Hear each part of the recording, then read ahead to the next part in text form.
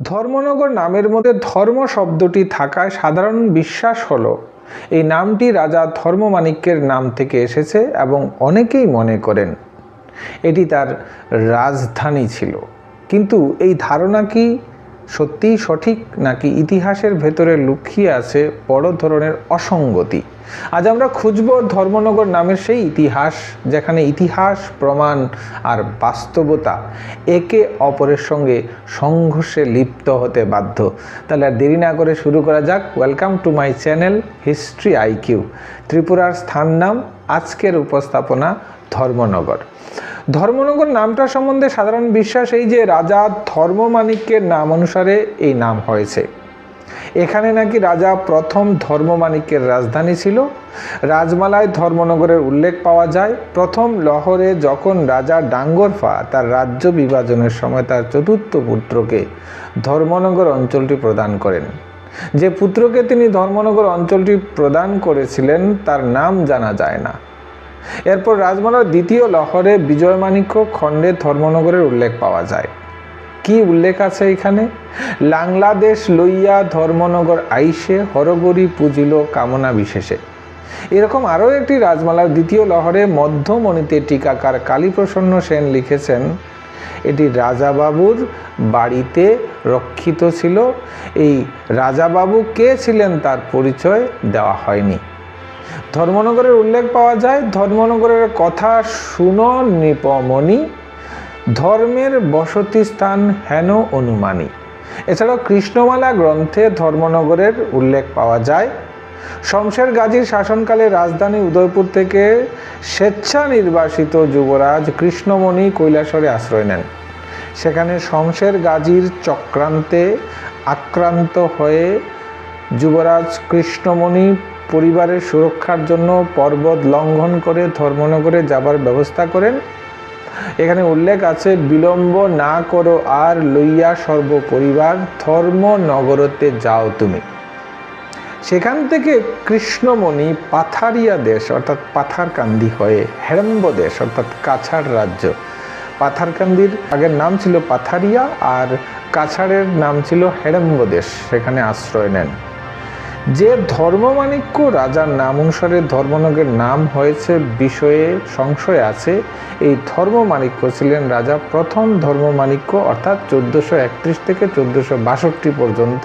প্রচলিত বিশ্বাস বা ঐতিহ্য অনুসারে রাজমালার প্রথম লহর লেখা হয়েছিল রাজা প্রথম ধর্মমাণিক্যের রাজত্বকালে। এখানে তিনি শ্রোতা দুর্লভেন্দ্র চন্তাই তার পূর্বপুরুষের কাহিনী তার কাছে বিবৃত করছেন এবং পণ্ডিত বাণেশ্বর শুক্রেশ্বরের বিবরণ অনুলিখন করছেন, মানে লিখছেন। রাজমালার দ্বিতীয় লহর লেখা শুরু হয়েছে রাজা ধর্মমাণিক্যের সিংহাসন আরোহণের কাহিনী দিয়ে। রাজমালার লেখা কাহিনী অনুসারে রাজা প্রথম রত্নমাণিক্যের পর একে একে প্রতাপমাণিক্য, মুকুটমাণিক্য, মহামাণিক্য স্বল্পকালীন শাসনের পর রাজ্যে অস্থিরতা দেখা দিলে রাজার পরিষদবর্গ ধর্মমাণিক্যকে সিংহাসনে স্থাপন করেন। রাজা প্রথম রত্নমাণিক্যের পরবর্তী চতুর্থ রাজা হিসাবে তিনি সিংহাসন লাভ করেন। আর এখানেই মুদ্রা সংক্রান্ত তত্ত্বের সঙ্গে রাজমালার তত্ত্বের সংঘাত দেখা যায়।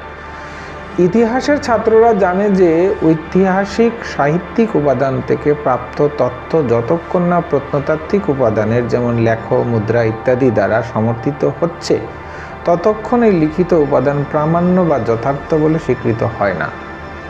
বিপরীতভাবে বলা যায়, প্রত্নতাত্ত্বিক উপাদানের দ্বারা অনুমোদন সাহিত্যিক উপাদানের তত্ত্বকে প্রতিষ্ঠিত সত্যের মর্যাদা দেয়। ত্রিপুরার রাজাদের মধ্যে প্রথম রত্নমাণিক্যই প্রথম নিজ নামে মুদ্রা প্রবর্তন করেন। তার আগের কোনো মুদ্রা আবিষ্কৃত হয়নি। প্রথম রত্নমাণিক্যের সময় থেকেই সিংহাসন আরোহণে বা রাজ্যাভিষেকীকরণের স্মারক মুদ্রা পাওয়া যায়। রাজা প্রথম রত্নমাণিক্য থেকে শুরু করে বীর বিক্রম কিশোর মাণিক্য পর্যন্ত সব রাজাই এই প্রথা অনুসরণ করে এসেছেন এবং এই মুদ্রা থেকে প্রাপ্ত তথ্য থেকে যে ইতিহাস রচনা করা যায় তাতে রাজমালা প্রদত্ত রাজাদের বংশকুলজনিত রাজাদের স্থান ওলটপালট হয়ে যায়। একদিকে মুদ্রাগুলি থেকে প্রাপ্ত তথ্য থেকে রাজমালার কোনো রাজার অস্তিত্বের প্রমাণ পাওয়া যায় না, আবার এমন দুজন রাজার মুদ্রা আবিষ্কৃত হয়েছে যাদের কোনো উল্লেখ রাজমালায় পাওয়া যায় না। তাই একমাত্র স্মৃতিনির্ভর শ্রুতিলিখন রাজমালায় প্রাপ্ত ইতিহাসকে প্রতিষ্ঠিত সত্য বলে মনে নেওয়া কঠিন। রাজা প্রথম রত্নমাণিক্যের প্রথম মুদ্রাটির তারিখ হচ্ছে 1386 শক অর্থাৎ 1464 খ্রিস্টাব্দ। শেষ মুদ্রাটি হচ্ছে 1410 শকাব্দ অর্থাৎ 1488 খ্রিস্টাব্দ। অনুমান করা হয় 1488 খ্রিস্টাব্দের পরে রাজা প্রথম রত্নমাণিক্যের মৃত্যু হয়।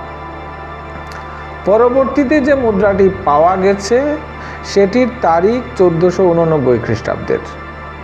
এটি রাজা মুকুটমাণিক্যের অভিষেকের মুদ্রা। এরপর রাজা প্রতাপমাণিক্যের 1490 খ্রিস্টাব্দের মুদ্রা। এর থেকে সিদ্ধান্ত করা যায় রত্নমাণিক্যের পর মুকুটমাণিক্য এবং প্রতাপমাণিক্য পরপর খুব অল্প সময়ের জন্য রাজা হয়েছিলেন। এর পরবর্তী মুদ্রাটির তারিখ 1490 খ্রিস্টাব্দের। এটি রাজা ধন্যমাণিক্যের মুদ্রা। রাজা ধন্যমাণিক্য একজন শক্তিশালী শাসক ছিলেন। তিনি 1520 খ্রিস্টাব্দে পর্যন্ত রাজত্ব করেন, অর্থাৎ 1501 খ্রিস্টাব্দে তিনি ত্রিপুরেশ্বরী দেবীর মন্দির প্রতিষ্ঠা করেন। মন্দিরের গায়ে প্রাপ্ত লিপিতে প্রাপ্ত তথ্য রয়েছে। মুদ্রা সংক্রান্ত প্রমাণের উপর ভিত্তি করে মাণিক্য রাজাদের বংশ পরম্পরার যে তালিকা তৈরি করা যায় তার সঙ্গে রাজমালায় প্রাপ্ত রাজাদের নামের তালিকা বা বংশকুলচি গভীর অমিল লক্ষ্য করা যায়। মুদ্রা প্রমাণের ভিত্তিতে প্রস্তুত তালিকা: প্রথম রত্নমাণিক্য 1464 থেকে 88, মুকুটমাণিক্য 1489, প্রতাপমাণিক্য 1490, ধন্যমাণিক্য 1490 থেকে 1520। রাজমালায় প্রাপ্ত তালিকাতে প্রথম রত্নমাণিক্য, তারপর প্রতাপমাণিক্য, তারপর মুকুটমাণিক্য, তারপর মহামাণিক্য, তারপর ধর্মমাণিক্য, তারপর দ্বিতীয় প্রতাপমাণিক্য, তারপর ধন্যমাণিক্য। ত্রিপুরার রাজারা প্রথম দিকে তারিখের উল্লেখ করতে গিয়ে শকাব্দের ব্যবহার করেছেন। এখানে বোঝা সুবিধার জন্য খ্রিস্টাব্দের ব্যবহার করা হয়েছে। প্রথম রত্নমাণিক্যের শেষ মুদ্রাটির তারিখ হচ্ছে 1488 খ্রিস্টাব্দ এবং রাজা ধন্যমাণিক্যের প্রথম মুদ্রাটির তারিখ হচ্ছে 1490 খ্রিস্টাব্দ। এই দুই তারিখের মধ্যে ব্যবধান মাত্র 2 বছর।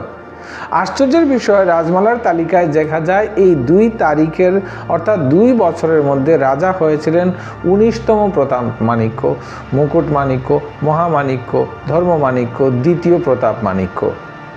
তাহলে এবং লাস্টে হচ্ছেন ধন্যমাণিক্য। রাজমালায় 2 জন প্রতাপমাণিক্যের নাম পাওয়া যায়, অথচ মুদ্রার প্রমাণ দ্বারা 1 জন প্রতাপমাণিক্যের অস্তিত্ব লক্ষ্য করা যায়। রাজমালার তথ্যে প্রতাপমাণিক্যের পরে মুকুটমাণিক্য সিংহাসনে বসেছিলেন, মুদ্রার প্রমাণে স্বীকার করা হয়েছে। মুকুটমাণিক্যের পরে প্রতাপমাণিক্য সিংহাসনে আরোহণ করেন। আবার মহামাণিক্য ও ধর্মমাণিক্যের কোনো মুদ্রা পাওয়া যায় না। রত্নমাণিক্যের পরে এদের অস্তিত্ব প্রমাণ পাওয়া যায় না, তবে এই 2 মাণিক্য রাজার অস্তিত্বের উল্লেখ পরোক্ষ প্রমাণে পাওয়া যায়। রাজমালা এবং অন্যান্য প্রাচীন গ্রন্থে ধর্মমাণিক্যের একটি তাম্রশাসনের উল্লেখ পাওয়া যায়।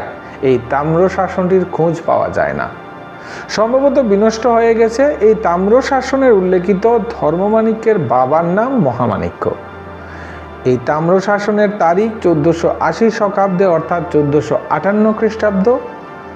এখানে উল্লেখ আছে 1380 শকাব্দ অর্থাৎ 1458 খ্রিস্টাব্দ। এই তাম্রশাসনটির সত্যতা যদি স্বীকার করে নেওয়া হয় তাহলে রত্নমাণিক্যের অর্থাৎ প্রথম রত্নমাণিক্যের সিংহাসন আরোহণের 14 বছর আগে ধর্মমাণিক্য তাম্রশাসনটি প্রদান করেছিলেন।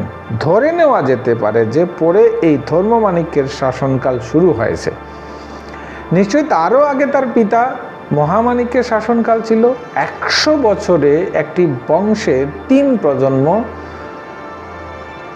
কাল ধরে অনুমান করা হয় মহামাণিক্য, ধর্মমাণিক্য এবং প্রথম রত্নমাণিক্য এই 3 জন রাজার প্রথম জন অর্থাৎ মহামাণিক্যের শাসনকাল ছিল খ্রিস্টীয় 15 শতাব্দীর প্রথম দশকে। শ্রুতি ও স্মৃতিনির্ভর রচনা রাজমালায় প্রদত্ত বংশ তালিকায় মহামাণিক্য ও ধর্মমাণিক্যের অবস্থান ভুল। ধর্মমাণিক্য রাজা প্রথম রত্নমাণিক্যের প্রপুত্র নয় এবং গবেষকগণ অনুমান করেন ধর্মমাণিক্য রত্নমাণিক্যের পিতা এবং মহামাণিক্য ছিলেন রত্নমাণিক্যের পিতামহ।